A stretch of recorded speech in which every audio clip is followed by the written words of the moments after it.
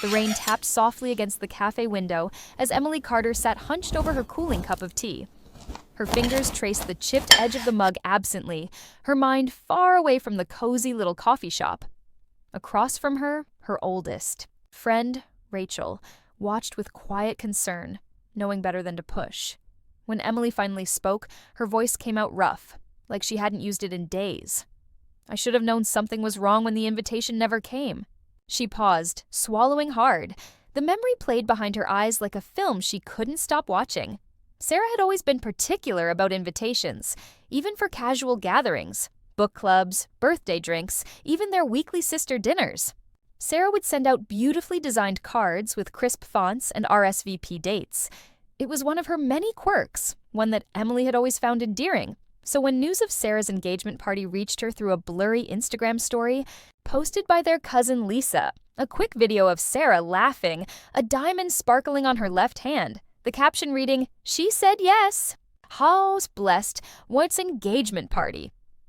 Emily had stared at her phone screen for a full minute, waiting for the punchline. There was no text from Sarah, no call, no thick, expensive envelope arriving in her mailbox with gold foil lettering. Just a social media post from someone who wasn't even Sarah's closest friend. Rachel shifted in her seat. Maybe she forgot, or thought you'd already know. Emily shook her head, a bitter smile touching her lips. "You didn't see her face when I walked in." The memory hit her like a physical blow, the 9-hour drive through worsening snow. Her hands cramped from gripping the steering wheel too tight, the way her heart had pounded as she pulled into the venue's parking lot. She'd been so excited, so sure this surprise would fix whatever weird distance had grown between them these past few months. The grand ballroom had been glowing like a jewel against the snowy night. Inside, laughter and music spilled out as she pushed open the heavy doors, her cheeks still stinging from the cold. Then, silence. One by one, heads turned. Conversations died mid-sentence. The string quartet in the corner faltered, then stopped completely. At the center of it all stood Sarah, resplendent in a champagne-colored gown, her new fiancé's arm around her waist. The smile froze on her face when she saw Emily. For one heartbeat, two, no one moved. Then Sarah stepped forward, her heels clicking sharply against the marble floor. "Emily," she said, her voice carefully controlled. "You weren't invited." The words landed like a slap. Emily actually took a step back, her boots squeaking against the floor. Around them, the crowd seemed to collectively hold its breath. She saw her mother press a hand to her mouth. Her father looked away. "I just wanted to surprise you," Emily whispered, her voice breaking on the last word. Something flickered in Sarah's eyes. Annoyance? Guilt? Before her expression smoothed into something polite and distant. "Well, you did." A nervous titter ran through the crowd. Someone coughed. The moment stretched, unbearable, until finally Sarah turned slightly, a clear dismissal. The music started up again, quieter now. People slowly returned to their conversations, though Emily could feel their eyes darting to her, could hear the whispers starting. She stood there, snow melting from her hair, feeling more invisible than she ever had in her life. That's when she heard it. Told her not to come. Always has to make everything about her. Why they didn't tell her in the first place. The fragments of conversation swirled around her like the snow outside. Then, clear as a bell, Sarah's voice cutting through the murmurs as she spoke to their mother. "This is exactly why we didn't tell her. She always ruins things." Emily's breath left her body in a rush. Ruins things? What had she ever ruined? Her graduation when Sarah had the flu. Sarah's birthday when she'd accidentally booked the wrong restaurant. Those were years ago. Minor mistakes. Nothing that warranted this exile. Without thinking, she turned and pushed through the crowd, ignoring the stares, the whispers, the way her own family parted to let her pass like she was contagious.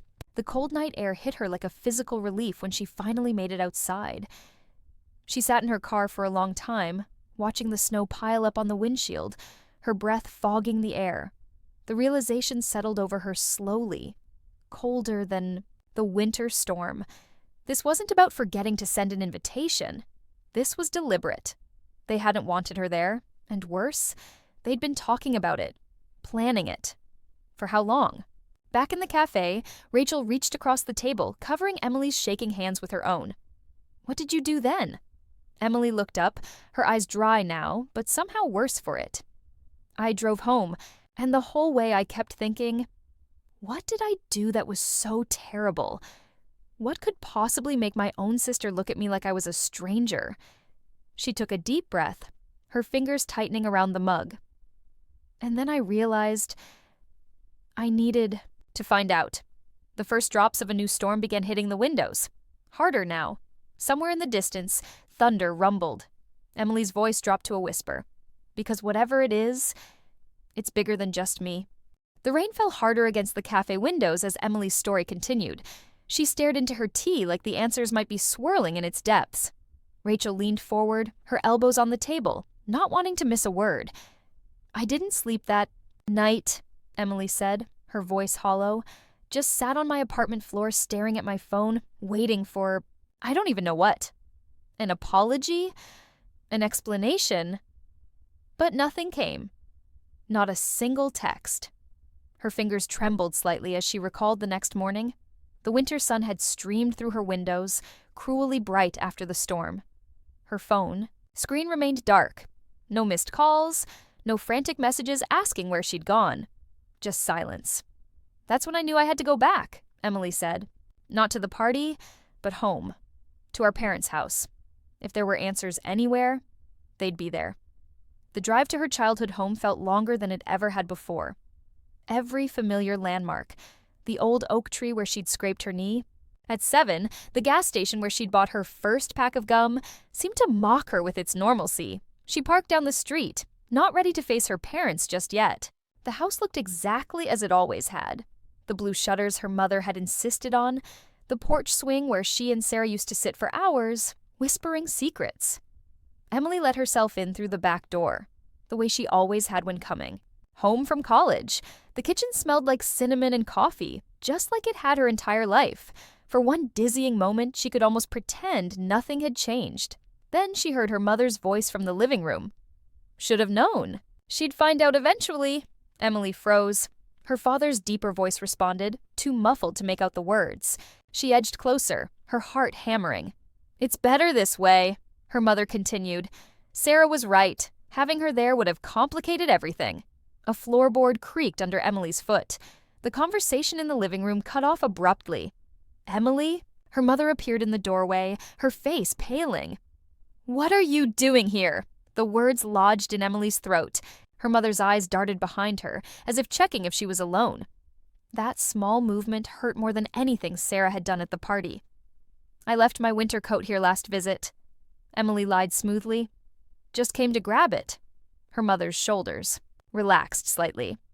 Oh, well, you could have called. Emily forced a smile. Didn't want to bother you. She made a show of rummaging through the hall closet while her parents hovered awkwardly. When she couldn't stand it anymore, she grabbed a random jacket and headed for the stairs. I'll just check my old room real quick. Her mother opened her mouth, probably to protest, but Emily was already upstairs, her pulse roaring in her ears. Her childhood bedroom was exactly as she'd left it. The same faded band posters, the same purple comforter, even the same stack of books on the nightstand. It should have felt comforting. Instead, it felt like a museum exhibit.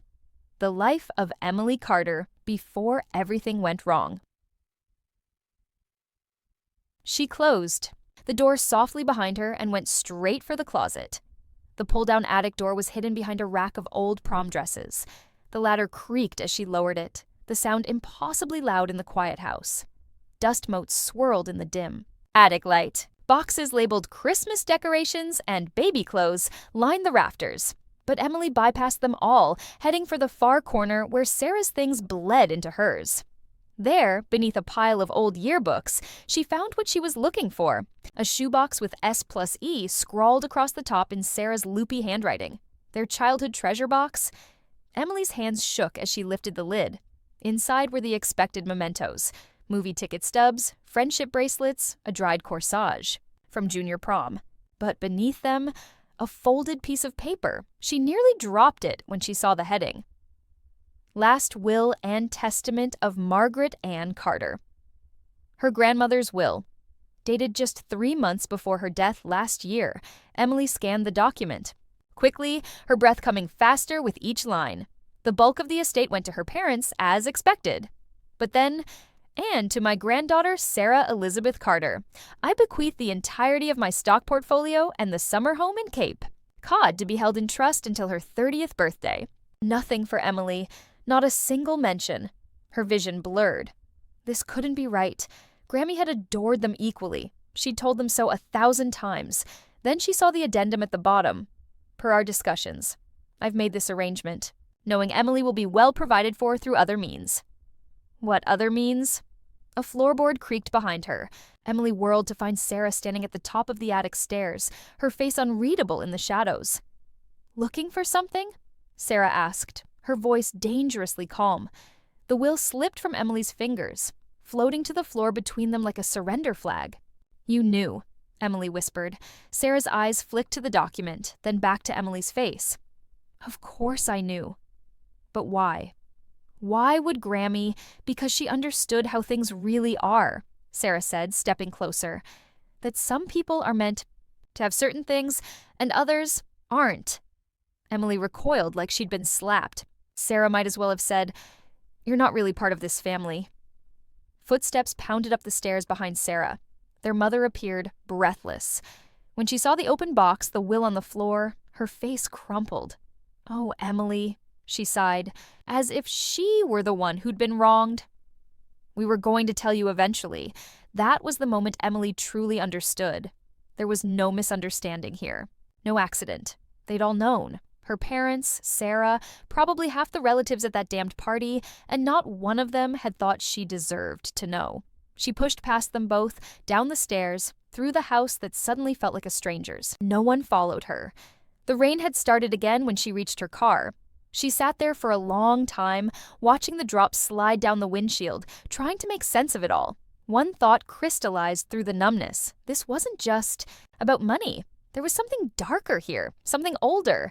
And she was going to find out what it was, no matter how many family skeletons she had to drag into the light. The rain had turned into a downpour by the time Emily pulled away from her childhood home. Her hands gripped the steering wheel so tightly her knuckles ached, but she barely felt it. The will's words burned behind her eyes like after-images from a flashbulb. Per our discussions. Other means. What discussions? What means? She drove aimlessly for hours, the streets blurring together until she found herself outside Grammy's old law office. Carter and Associates, the gold letters on the door now dull with neglect. The firm had closed after her grandfather's death, but the building remained in the family. Emily fumbled with her keys, her fingers numb. The office smelled of dust and old paper. Moonlight filtered through the blinds, striping the floor with silver. Grammy's massive oak desk still dominated the room, exactly as it had when Emily would visit as a child, coloring quietly while Grammy worked. She started with the filing cabinets. Hour after hour, she combed through contracts, estate plans, client files. Nothing. Just when she was about to give up, her fingers brushed against something wedged behind the bottom drawer, a slim manila envelope, unlabeled. Inside, a single photograph. Emily's breath caught. It showed a much younger version of her mother, beaming at the camera, holding a squirming bundle in a pink blanket. But beside her stood a woman Emily didn't recognize. Tall, with sharp features and wild dark hair, cradling an identical bundle in blue, written on the back in Grammy's precise handwriting. Maggie and Lillian, with the babies, November 15th. The date was 2 weeks before Emily's official birthday. A car door slammed outside. Emily froze, the photograph trembling in her hands. Headlights swept across the office windows. Then, a key turning in the lock. She barely had time to shove the photo into her pocket before the door swung open. Sarah stood silhouetted in the doorway, her coat dripping rainwater onto the hardwood. "I knew you'd come here," she said quietly. The sisters stared at each other across the dusty office. For the first time, Emily noticed how little they actually looked alike. Sarah with their mother's soft blonde curls and hazel eyes. Emily with her darker hair and sharper cheekbones, features she'd always assumed came from some long-forgotten ancestor. "You've been lying to me my entire life," Emily whispered. Sarah's expression didn't change. "We were protecting you." From what? Batsaincheb. Silence stretched between them, thick with decades of secrets. Somewhere outside, a tree branch scraped against the window like a fingernail. Finally, Sarah stepped forward, her hand dipping into her purse. Emily tensed, but what she pulled out wasn't a weapon, it was another photograph. From this, Sarah said, sliding it across the desk, the image showed the same dark-haired woman from the first photo, Lillian, but years older. She stood outside a prison, her arm around a teenage boy with piercing green eyes. Emily's stomach dropped. The boy looked exactly like her. Who are they? Her voice sounded very small. Sarah took a deep breath. Your real mother. And your brother. The world tilted. Emily gripped the desk to steady herself. All the little inconsistencies of her life, the way she'd never quite fit, the offhand comments about her artistic temperament being so different from the rest of the family, suddenly made terrible sense. Why? Was all she could manage. Sarah's eyes were wet now. Lillian was Grammy's client first. When she went to prison, Grammy took you in. Then Mom and Dad. They just never told you. A car alarm wailed in the distance. Somewhere in the building, a pipe groaned. Emily stared at the photograph until the faces blurred. All those years. All those lies. And now she had a brother. The realization hit like a thunderclap. She had family who might actually want her, who might look at her and see someone who belonged. Sarah must have seen the understanding dawn in her eyes. Because she reached out suddenly. Emily, wait!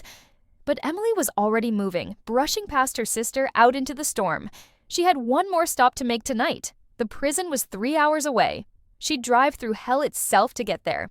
The rain had turned to sleet by the time Emily reached the prison. It was nearly midnight, the parking lot empty except for a single guard booth glowing yellow in the darkness. She sat in her car for 20 minutes, watching the razor wire glitter under the security lights, trying to muster the courage to go inside. The photograph lay on the passenger seat. The woman, Lillian, and the boy who might be her brother. Emily traced the edge of the picture with one finger. She'd spent the entire drive imagining what she would say, but now that she was here, her mind had gone blank. A sharp knock on her window made her jump. A guard leaned down, his breath fogging the glass. Visiting hours ended at 8, miss? Emily rolled down the window. The cold air stung her face. I know, I need to know if this woman is still here. She held up the photograph. The guard's expression changed when he saw the picture. He stepped back like she'd shown him a snake. You're Lillian Marsh's girl? The name hit her like a punch. Marsh? Not Carter. Yes, Emily lied. I think so. The guard studied her face for a long moment, then sighed. Wait here. He walked back to the booth, made a phone call. Emily watched, her heart hammering so hard she could feel it in her temples. After what felt like an eternity, he returned. Warden says you can have 15 minutes. Follow me. The visiting room smelled like bleach and stale coffee.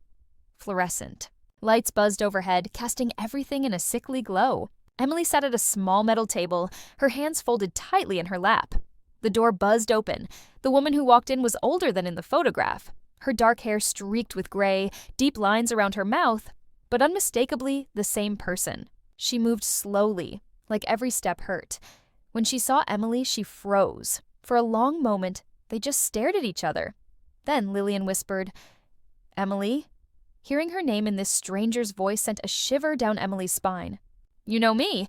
Lillian's hands trembled as she pulled out the chair across from Emily. I'd know you anywhere.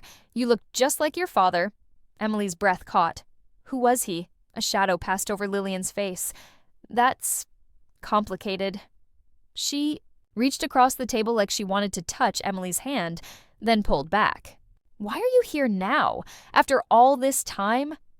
I didn't know, Emily said, her voice breaking. I didn't know about you until tonight. Lillian's face crumpled. Margaret promised she'd tell you when you turned 18. She swore to me. The pieces clicked together with horrible clarity. Grammy had lied, to Lillian, to her, to everyone. What happened? Emily asked. Why was I given away? Lillian looked down at her hands. When she spoke, her voice was barely audible. I made a deal with Margaret to keep you safe. Safe from What? The door burst open before Lillian could answer. 2 guards rushed in, followed by a man in a suit, the warden. "Visit's over," the warden snapped. He grabbed Lillian's arm, yanking her to her feet. Lillian twisted in his grip, her eyes wild. "Emily, listen to me. Don't trust them. The Carters have been lying to you your whole—" The guards dragged her out before she could finish. The door slammed shut behind them, the sound echoing through the empty room. Emily sat frozen, Lillian's warning ringing in her ears. The warden lingered, mopping sweat from his forehead. "Miss Carter, you shouldn't have come here. Your family—" "My family?" Emily stood so fast her chair clattered to the floor. "You mean the people who lied to me for 28 years? The warden's mouth tightened. "I've already called your sister. She's on her way to get you." Emily backed away. "Stay away from me." She ran, past the guards, through the maze of corridors, out into the freezing night. The sleet had turned to snow, coating the parking lot in white. She fumbled with her keys, her fingers numb with cold. The headlights appeared as she reached her car. A black SUV skidded to a stop beside her. The window rolled down, revealing Sarah's pale face. "Get in," she ordered, "before you make things worse." Emily stared at her sister, the girl she'd shared a room with, the woman who'd helped plan her 16th birthday party, the stranger who'd looked at her with such disgust at the engagement party. "How could it possibly get worse?" Emily whispered. Sarah's grip tightened on the steering wheel. "You have no idea what you're stirring up. Get in the car, and I'll explain everything." A siren wailed in the distance, getting closer. Emily made her choice. She turned and ran into the storm. Emily's boots crunched through the thickening snow as she fled the prison parking lot. The wind howled around her, stealing her breath and whipping her hair into frozen strands. Behind her, car doors slammed. Sarah's voice cut through the storm. "Emily! Stop! You don't understand what you're doing!" She didn't turn back. The woods bordering the prison property loomed ahead, a dark mass of skeletal trees offering the only escape. Emily plunged into them, branches tearing at her coat, snow soaking. Through her jeans within seconds. Somewhere behind her, a man's voice shouted. A flashlight beam swept through the trees, illuminating the falling snow like a strobe light. Emily ducked behind a massive oak, pressing her back against the rough bark. Her lungs burned. The photograph was still clutched in her hand. Lillian's warning echoed in her mind. "Don't trust them." A twig snapped nearby. Emily held her breath. The flashlight beam came closer, sweeping across the tree trunks. Just as it was about to illuminate her hiding spot, a hand clamped over her mouth. She nearly screamed before realizing it wasn't Sarah or the guards. A teenage boy crouched beside her, his green eyes, her eyes, wide with urgency. He pressed, a finger to his lips, then pointed deeper into the woods. When Emily hesitated, he mouthed a single word. "Run." They ran until Emily's legs gave out. The boy, her brother, caught her as she stumbled, his grip surprisingly strong for someone so lean. Up close, he looked younger than in the photograph, maybe 17, with sharp cheekbones and a healing cut above his eyebrow. "Daniel," he whispered, releasing her arm.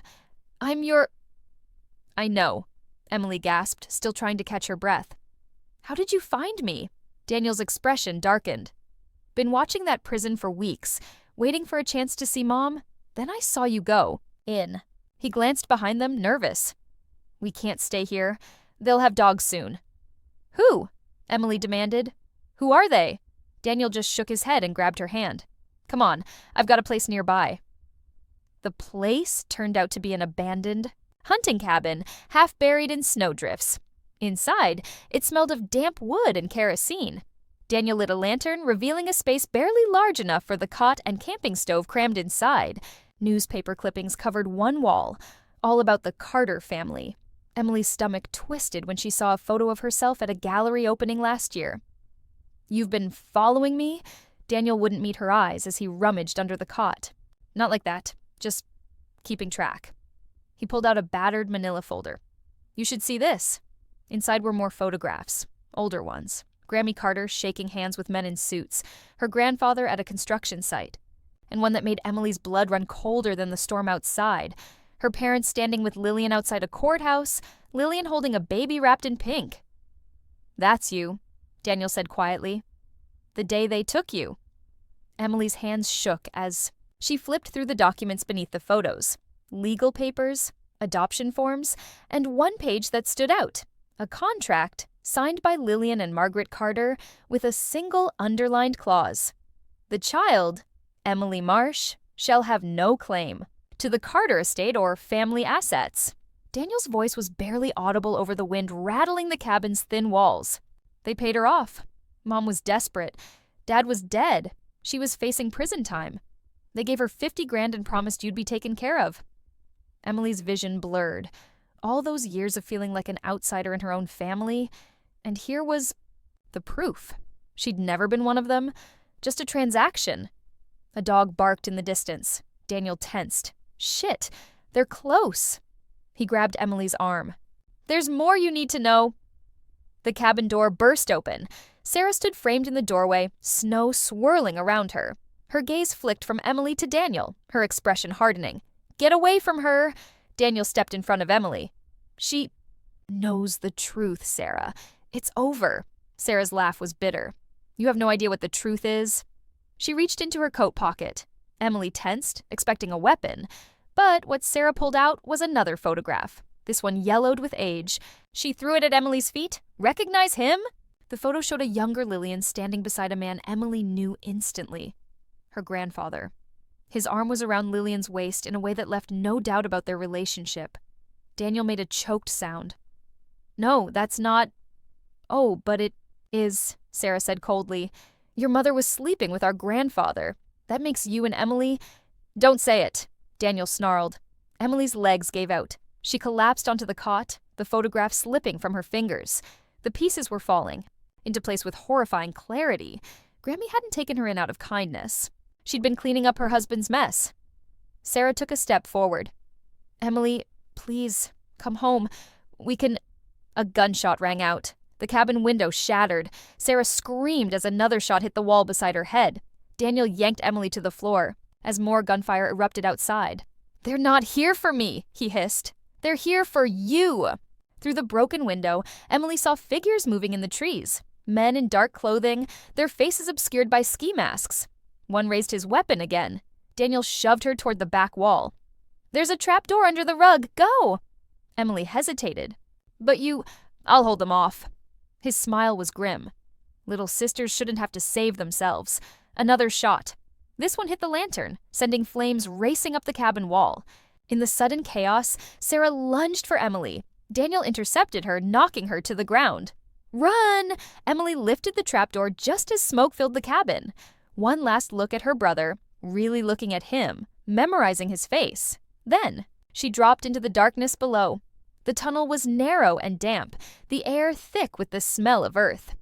Emily crawled blindly, the sounds of gunfire and shouting fading behind her.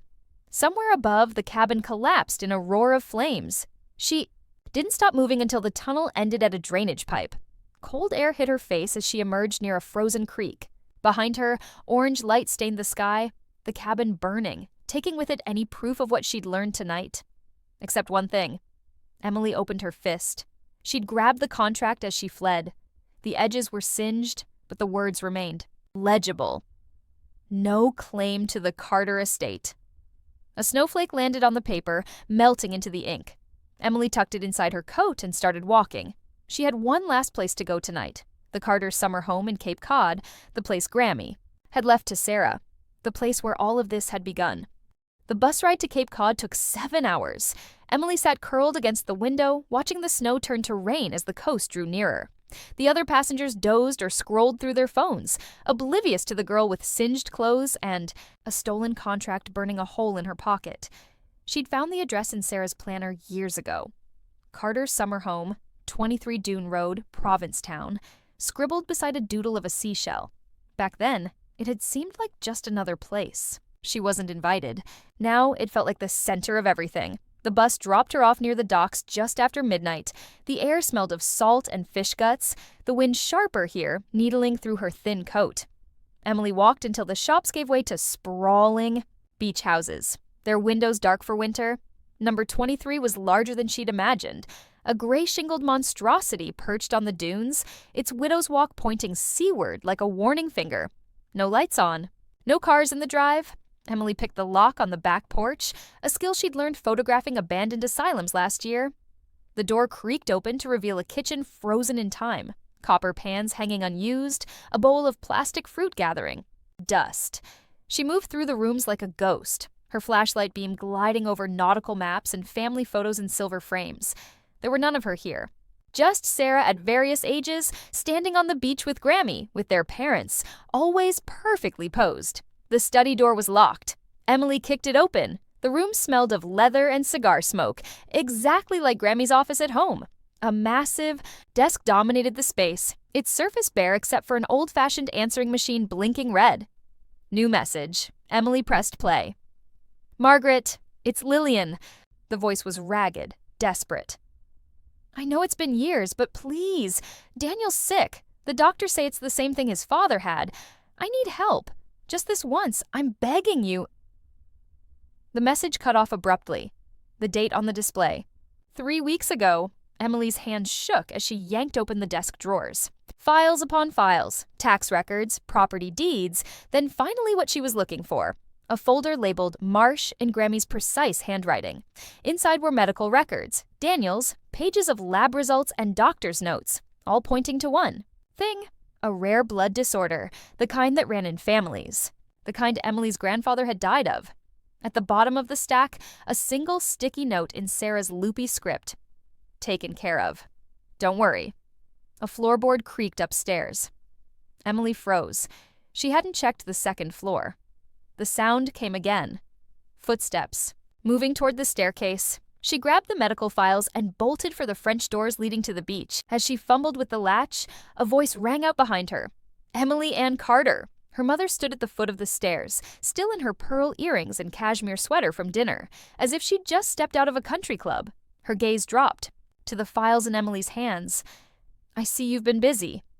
Emily backed toward the door. "You knew Daniel was sick?" Her mother sighed, the way she used to when Emily tracked mud through the house. "This is exactly why we didn't tell you. You've always been so emotional." "He's my brother." "And what would you have done?" Her mother stepped closer, her perfume cloying in the small room. "Given him your trust fund? Taken him into your home? He's a drug addict, Emily. His mother is a convicted felon." The words hit like slaps. Emily's grip tightened on the files. "You sent those men to kill him." Her mother's smile didn't reach her eyes.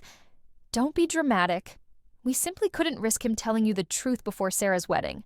The press would have had a field day." Somewhere in the house, a phone began to ring. Her mother glanced toward the sound, distracted. Emily seized the moment. She threw the medical records in her mother's face and wrenched open the door. Cold wind and sand stung her cheeks as she ran across the dunes. Behind her, her mother shouted something lost in the gale. The beach stretched, endlessly in both directions. Emily ran until her lungs burned, until the house was just a speck in the distance. Then she collapsed behind a fishing boat overturned on the sand. Gasping for breath, the files were still clutched to her chest. She flipped through them with numb fingers, looking for anything, any clue. There, on the last page, a name scribbled. In the margin, Dr. Rosen, Mass General, Daniel's doctor. A new sound cut through the wind. Engines. 2 black SUVs were speeding down the beach toward her, headlights bouncing over the waves. Emily stuffed the files inside her coat and ran for the water. The icy Atlantic swallowed her ankles, then her knees as she waded parallel to shore. The SUVs skidded to a stop where she'd been hiding, men spilling out onto the sand. She ducked behind a rocky outcropping, her teeth chattering violently. The men fanned out along the beach, flashlights sweeping the waves. One came dangerously close, his boots splashing in the shallows. Emily held her breath, sinking deeper into the water. Just as the beam was about to illuminate her, a gunshot echoed across the beach. The men whirled toward the sound. Another shot, then shouting. Their flashlights swung away as they ran back, toward the dunes. Emily didn't wait to see why. She stumbled out of the water and up the nearest access road, her soaked clothes weighing her down. A neon motel sign glowed in the distance. She'd made it halfway there when headlights appeared behind her. Emily braced herself. A beat-up pickup truck pulled alongside her. The passenger window rolled down to reveal Daniel, his face pale but alive, one hand clutching his bleeding shoulder.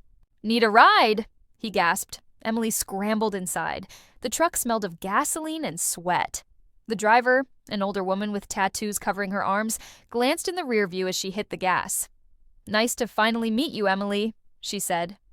"I'm your Aunt Rebecca, your real aunt." As the truck sped away from the beach, Daniel pressed a crumpled photo into Emily's hands. It showed a much younger Rebecca holding a baby while Lillian and a dark-haired man smiled beside her. The man had Emily's eyes. "Your father," Daniel whispered. "He didn't abandon us. The Carters had him killed." The truck hit the highway, the motel lights fading behind them. Emily stared at the photograph until the faces blurred. She had family. Real family, and the Carters were going to wish they'd never lied to her. The pickup truck's heater rattled weakly, barely cutting through the chill clinging to Emily's soaked clothes. Her fingers had turned a worrying shade of blue where they clutched the photograph of her father, her real father, his smiling, face frozen in time, while her whole world rearranged itself around this new truth. Aunt Rebecca took a sharp turn off the highway, the truck bouncing onto a potholed country road. "Almost there," she muttered, her knuckles white on the steering wheel. Every few seconds, her eyes flicked to the rearview mirror, checking for headlights. Beside Emily, Daniel slumped against the window, his breathing shallow. The gunshot wound in his shoulder had soaked through the makeshift bandage, one of Rebecca's flannel shirts torn into strips. "You need a hospital," Emily said, pressing her hands against the bleeding. Daniel shook his head, wincing. "No docs. They'll be watching them," Rebecca nodded grimly. "Got a friend coming. She's a vet, but she'll do." The truck lurched down an unmarked driveway, overgrown branches scraping against the sides like skeletal fingers. At the end stood a weather-beaten farmhouse, its porch light flickering erratically. Inside smelled of wood smoke and antiseptic. A woman with cropped gray hair, the vet, presumably, already had a kit laid out on the kitchen table. She barely glanced up as they hauled Daniel inside. "On the table," she ordered. "Shirt off." Emily helped peel away the blood-soaked fabric, her stomach turning at the angry wound beneath. The vet worked quickly, her hands steady as she cleaned and stitched. Rebecca handed Emily a bundle of dry clothes, faded jeans, and an old sweatshirt that smelled faintly of hay. "Change in there?" she said, jerking her chin toward a small bathroom. Under the flickering fluorescent light, Emily studied herself in the mirror. Now that she knew, she could see it. The slight upturn of her nose that matched the man in the photo, the stubborn set of her jaw that wasn't Carter at all. When she emerged, Daniel was sitting up, his shoulder bandaged, color returning to his face. The vet packed her supplies without a word and left with a nod to Rebecca. Silence settled over the kitchen, broken only by the ticking of an ancient clock. "Tell me," Emily said at last. "Everything." Rebecca exhaled heavily and pulled out a chair. "Your father, Michael Marsh, was a journalist. Investigative stuff. Got too close to one of old man Carter's dirty deals." She reached into a cupboard, pulled out a bottle of whiskey, and poured 3 fingers into a jelly jar. "They made it look like a car accident." Emily's hands trembled. "And my mother, Lillian, didn't believe it was an accident. Started digging." Rebecca took a long swallow of whiskey. "Found proof. So the Carters framed her. Embezzlement, enough for a 10-year stint. When they found out she was pregnant with you," Daniel picked up the thread, his voice rough with pain. "They offered her a deal. Give you up, keep quiet, and they'd make sure you were taken care of." "And Daniel?" Emily asked, Rebecca's mouth twisted. "He was already born. No value to them." The pieces clicked together with horrible clarity. Grammy's coldness, her parents' distance, Sarah's resentment. She'd been a living, breathing liability to them from the day she was born.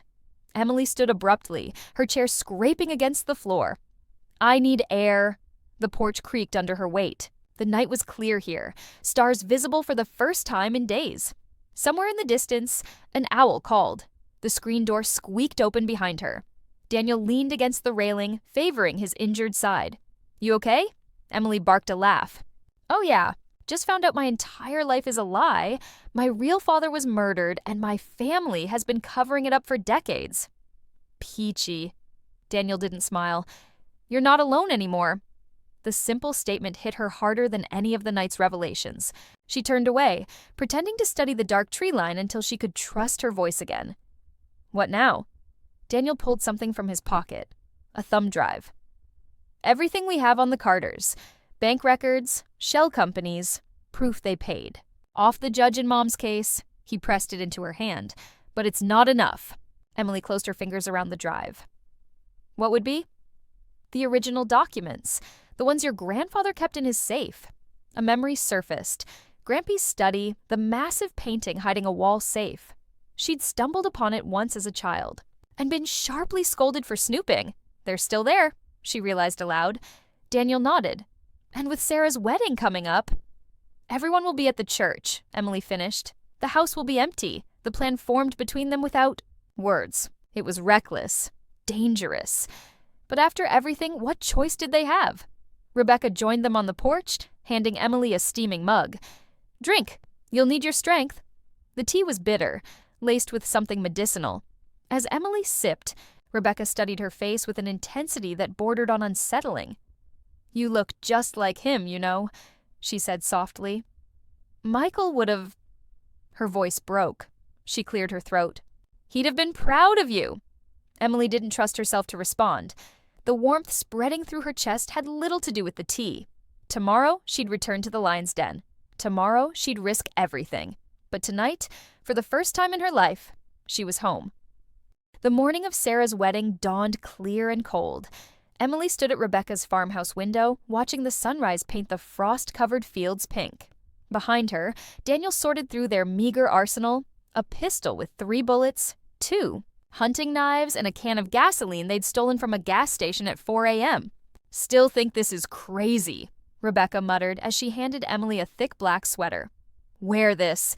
The security cameras won't pick it up as well. Emily pulled it over her head.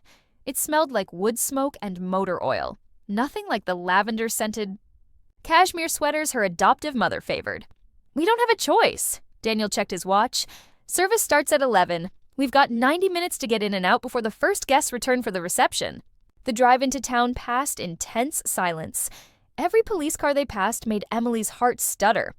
When the Carter estate came into view, the sprawling colonial decked out in white flowers and ribbons for the wedding, her hands began to shake. You sure about this? Daniel asked as they parked behind the old carriage house. Emily stared at the home she'd grown up in. The place where she'd learned to ride a bike, had her first kiss, cried when Grammy died. All of it a lie. I've never been more sure of anything. They slipped in through the basement window Emily had broken as a teenager, the one her father had never gotten around to fixing. The house was eerily quiet, the only sound the distant ticking of the grandfather clock in the foyer. The study door was locked. Emily pulled the hairpin from her pocket, the same one she'd used to break into Grammy's office weeks before, and had it open in seconds. The painting hiding the safe was exactly where she remembered. A dreary landscape of some long-dead Carter. Ancestors' hunting grounds. She lifted it away from the wall to reveal the steel safe beneath. Shit, Daniel breathed. Keypad entry? Emily ran her fingers along the edges. There's always a manual override. Grammy didn't trust technology. She pressed hard on the right side, and a keyhole clicked into view. Daniel grinned. Your turn, sis. The key from Rebecca's farmhouse turned smoothly. The safe door swung open. With a whisper, inside were stacks of documents, a velvet jewelry box, and Emily's breath caught, a familiar leather-bound journal. Michael Marsh's initials were embossed in gold on the cover. She reached for it just as the front door slammed open. Find her! Her adoptive father's voice echoed through the house. Check the study first. Emily grabbed the journal and shoved it into her waistband as Daniel frantically stuffed other documents into his backpack. Footsteps pounded up the stairs. The study door burst open. Her father stood there, his tuxedo immaculate, his face purple with rage. Behind him, to security, guards reached for their guns. You, he spat. I should have known. Emily stood slowly, hands raised. Hello, Dad. Miss me? His slap sent her crashing into the desk. Pain exploded across her cheekbone. Daniel lunged, but the guards tackled him to the ground. Her father yanked the journal from her waistband. Did you really think we wouldn't notice the safe was tampered with? That we wouldn't be waiting? He flipped through the pages, then smiled. A cruel, satisfied thing. This changes nothing. Michael's dead. Lillian's in prison, and you... He grabbed her chin. You were never my daughter. The words should have hurt. Instead, they set her. Free? Emily laughed. The sound startled everyone. Even the guards restraining Daniel paused. You're right, she said. I'm not your daughter. I'm Michael Marsh's daughter. And he left me everything. Her father's smile faltered. What are you? The journal in his hands wasn't the original. Emily had swapped it when she fell. The real one was safely tucked in Daniel's backpack, along with the documents proving her grandfather had ordered Michael's murder.